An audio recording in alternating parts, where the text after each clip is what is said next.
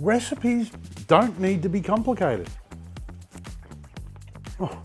Are you struggling to barbecue tasty lamb chops?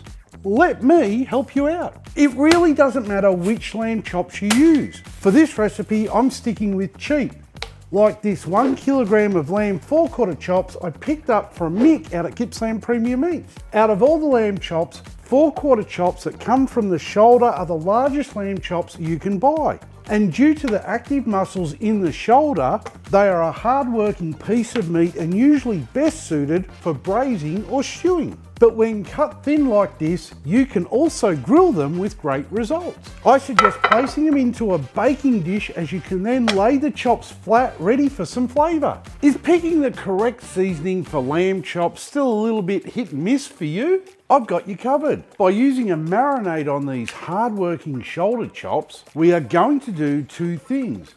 Add in a boost of flavour, as wet marinades can soak into the meat and penetrate further to help maximise flavour. Secondly, a marinade can help tenderise the meat if it has the correct ingredients in it, like Greek salad dressing. The acidic breakdown when using vinegar and lemon juice in this marinade will help denature the surface of the meat. Then the garlic helps in breaking down tough fibres with an enzymatic approach. In the end, you end up with a very tasty and tender lamb chop. Once all mixed, put them in the fridge for an hour or two. If you leave your lamb chops in an acidic marinade overnight, it can over-tenderise the outer layer of the meat, creating a mushy texture. Two-zone cooking is what you need to set up for. We need a low heat grilling zone, and we also need a high heat searing zone. Using a Weber kettle, it's as easy as filling a charcoal chimney up with some lumped charcoal. I'm using Heat Beads charcoal today, as we want high heat. Once the charcoal has white edges, dump it into 2 charcoal baskets and push these to one side. Then place the grill back in and you have created yourself a 2-zone cooking area. Cooler away from the heat and hotter directly over it. Yet today I'm placing the charcoal baskets in the centre, and I'm using this Santa Maria grill from Smoky Bits BBQ. In the up position we have our low temps area, and bringing the grill all the way down we have our hot area. Lamb chops are about to hit the grill, and you're about to see really how easy this is. Look at the chops' colour and texture after having a bath in the Greek salad dressing. Grilling these is as easy as placing them on the grill directly over the high heat and grilling for a couple of minutes each side. With the oil content in the salad dressing, you will get flare-ups, so you are going to do a bit of the fire dancing with your chops. You just don't want to allow them to sit in a fireball for too long, or you will give them a bitter taste. Subscribe to this channel and get one free hand gesture.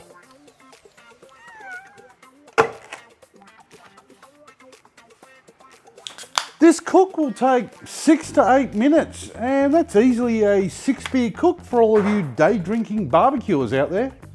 So you know what to cook, how to season it, how to cook it, but when do you take it off the grill? The short answer is when you look at a lamb chop and your mouth starts salivating. These chops are not meant to be cooked to a medium rare, a medium, or even medium well. They are usually cut to around 10mm thick, and you feel you can judge that with 100% accuracy? Ha! We used to eat these black as the charcoal that cooked them as kids. Now I have control of the tongs. I look for a charring and a caramelisation, and that to me is the perfect forequarter chop. There's currently around 30,000 people just like you on a Facebook group called Schueys BBQ, and they're sharing tips and tricks and recipes. Barbecue lamb chops are such a versatile cut of meat. You can have them with salad, veggies, or on their own. I always cook extras just to have cold the next day.